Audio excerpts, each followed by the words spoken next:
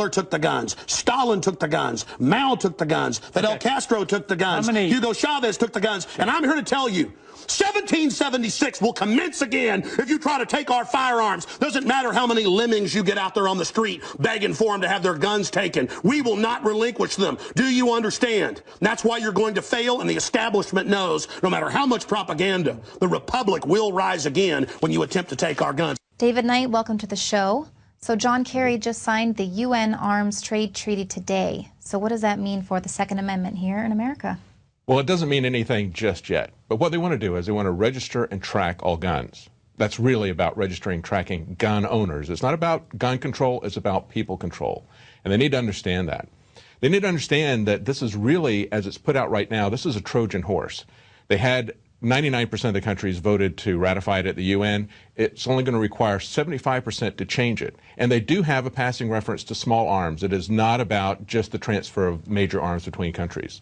Right, exactly. And so then they just need a two-thirds majority here in America. Do you think that's going to happen in Congress? Right. We've got an article today at InfoWars, and pointed out, one of the senators pointed out to Obama, since he seems to not want to follow the Constitution or the procedures, he pointed out that the Senate has to ratify it. So after Kerry signed it, that doesn't really mean anything. As far as the Constitution goes, the President has to sign it, then the Senate has to ratify it. And then even if they ratify it, it still doesn't alter the Constitution. But there would be legal challenges that people would have to mount. You know that the government is still going to enforce this, just like they enforce other unconstitutional laws. Even when the courts find against them, they continue to arrest photographers. They continue to enforce the gun control laws in Washington, D.C., even though the Supreme Court threw it out 5 years ago. But the key thing to remember is that when it goes to this next step at the Senate, it's not just two-thirds of the Senate, it's two-thirds of those who are present. And they can play games with that as well. Maybe they'll do something during a recess appointment. Maybe Harry Reid will try to get it through at that point. Exactly. And Obama was just saying, I think a week ago on Sunday, about, you know, that he was going to be ramping up the efforts for gun control. There's always sort of this strange timing. Right. I wrote an article about the connections with false flags in this. Of course, the obvious one that everybody understands is the fact that Fast and Furious was obviously targeted towards this. It was laying the groundwork for this. These things don't just come out of nowhere. Like FDR said, there's no coincidences in this. There's no coincidence in the timing, and there's no coincidence that for quite some time, even under the Bush administration, they were transferring arms across the border to Mexico to try to create a public perception that this was a threat to people's safety, when it was really our government that was doing it. That got busted wide open. The New York Times pointed out that it was a manufactured effort. In other words, a false flag. There's no question about that. 1 week before this came up for a vote last July was the Aurora, Colorado shooting. Exactly 1 week. They were trying to get the initiative back. They were trying to scare the public again because the public already, they saw that the emperor had no clothes when it came to Fast and Furious. They still couldn't get any traction on it because the Republicans were using this to score points before the election. So they said, we're going to wait until after the election. We'll do it in the lame duck session. Hours after Obama was reelected, declared the winner in the reelection, they said, we're going to wait and do it in the spring, which they subsequently did. And they had, for 3 months, we heard about the next shooting, which was the Sandy Hook shooting. Exactly. And now it is kind of like this huge war for the mind, because not only are they going after the Second Amendment, but they're going after the First Amendment as well.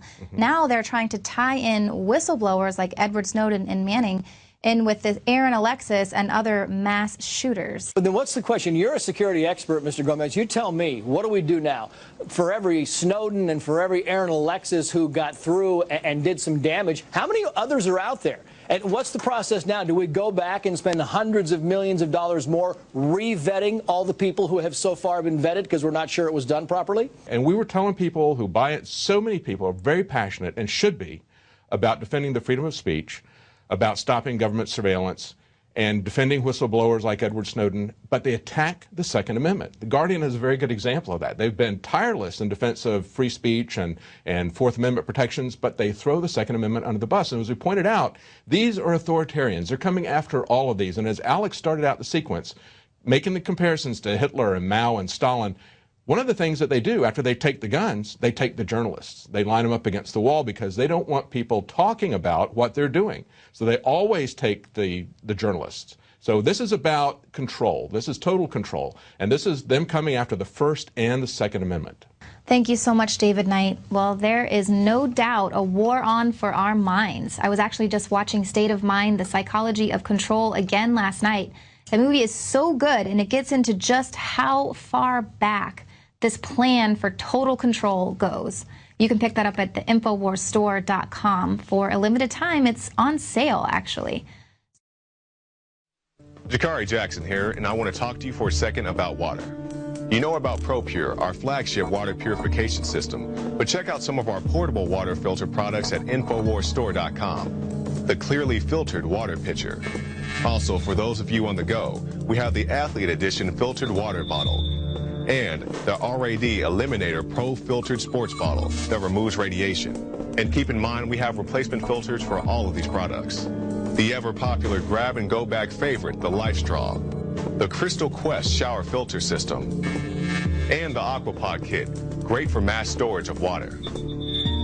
And while you're at the InfoWars shop, pick up a copy of our latest book, 31 Days to Survival.